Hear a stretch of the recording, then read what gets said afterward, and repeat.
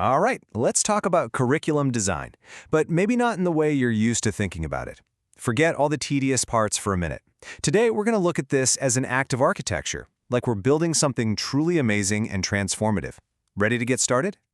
So here's the big idea. A curriculum is a structure. It's not just a checklist of topics you have to get through, right? Think of it like a building. If you don't have a solid design, what happens? It gets wobbly, it's unstable, and it might even collapse. Well, that's exactly what can happen with learning if we're not careful. It can leave students with a really shaky foundation. And that really begs the question, one that every educator should be asking themselves. Is your curriculum built to last? I mean, really built to last. Or, if you're being honest, is it kind of more like a random pile of bricks than a carefully designed building? Let's figure out how to get that blueprint right. Okay, so where do we even begin? Simple, with the blueprint. You would never start building a house without a detailed plan, right? It would be total chaos. Well, the exact same thing goes for building a great learning experience. You've got to have a plan. You need to know what the architecture is going to look like. Now, in the world of education, our blueprint has a name. It's called curriculum mapping. It's basically how we visualize the entire learning journey for a student. It helps us see how every single piece connects, making sure we're guiding them from point A to point Z without any weird gaps or, repeating the same material over and over again. But here's the thing, a blueprint doesn't just magically appear. You need some kind of framework, a set of rules to make sure the building is actually going to be strong and do what it's supposed to. And for us, in curriculum design, we have an incredibly powerful framework to lean on. It's called Bloom's taxonomy. And here it is. This is Bloom's taxonomy in a nutshell. It lays out 6 different levels of learning. You see them there? Remember, understand, apply, analyze, evaluate, and create. It takes you all the way from just basic recall to the absolute highest levels of thinking. You can really think of this as our construction manual. Okay, blueprint's ready, we've got our framework, time to put on the hard hats and break ground. And where does every single construction project start? With the foundation. This part is absolutely critical. It has got to be strong, because everything else we build is going to rest right on top of it. So our foundation is made up of the first 2 levels of Bloom's, remembering and understanding. This is literally the concrete and rebar of our educational building. These are the non-negotiables. First, students just need to be able to recall the facts. Then they have to actually get what those facts mean. So, what does that look like in practice? Our remembering outcome might be something like this. See?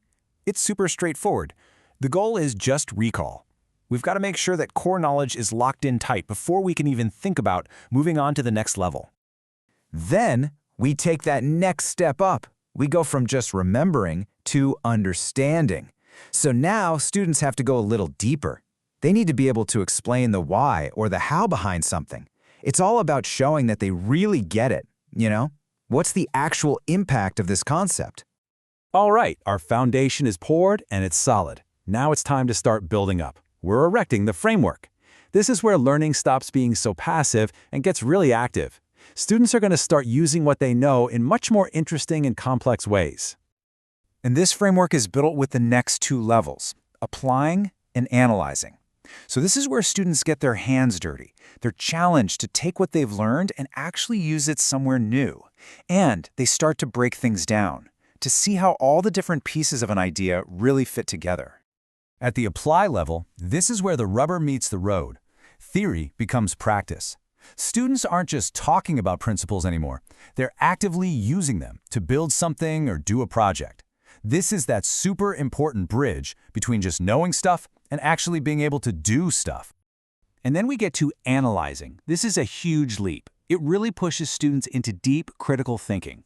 We're asking them to look past the obvious, to take apart complex information, and maybe even find hidden messages or biases. This is where that real, nuanced understanding starts to happen. Okay, so check it out. Our foundation is solid, the framework is standing tall. Now for the grand finale. It's time to cap the structure, to put the roof on. This is the most ambitious part, and it's really the pinnacle of the whole learning journey. And that roof is built with the final 2 levels, evaluate and create. This is a massive shift. Students go from being just consumers of information to becoming critics and creators themselves. They're making their own judgments and actually producing something totally new and original. So when we say evaluate, we're talking about informed judgment. It's not enough to just know about different strategies. Now, a student has to be able to weigh them against each other, critique them, and defend their own position using solid evidence and clear criteria. And then we hit the absolute summit, creation. This is the ultimate goal, right? It's where a student takes everything they've learned, from the foundation, the framework, all of it, and they build something brand new. This is what true mastery looks like. So let's step back for a second and just admire what we've built. See, by moving through each of these phases on purpose with a plan, we've created a complete educational structure. It's not just designed for memorization, it's designed for deep, real, lasting learning. This table here really lays out the whole architecture for us. You can see how it all stacks up. It's a progression, right? You can't just jump to create. You can't put the roof on before you've laid the foundation. Every single level of Bloom's is a crucial step on the ladder, taking us from the basics all the way to the top. So what are the big takeaways here? Let's boil it down. First, your curriculum isn't a list, it's a structure. It needs a plan. Second, that plan, your blueprint, is curriculum mapping. Third, use Bloom's taxonomy as your step-by-step construction guide. And finally, and this is maybe the most important part, remember that every level has to build on the one before it. No skipping steps. When we follow this blueprint, we're not just giving our students facts. We're giving them the ability to think, to analyze, to create, to innovate. We're building something that will last a lifetime. So, the only real question left is, what masterpiece are you going to build next?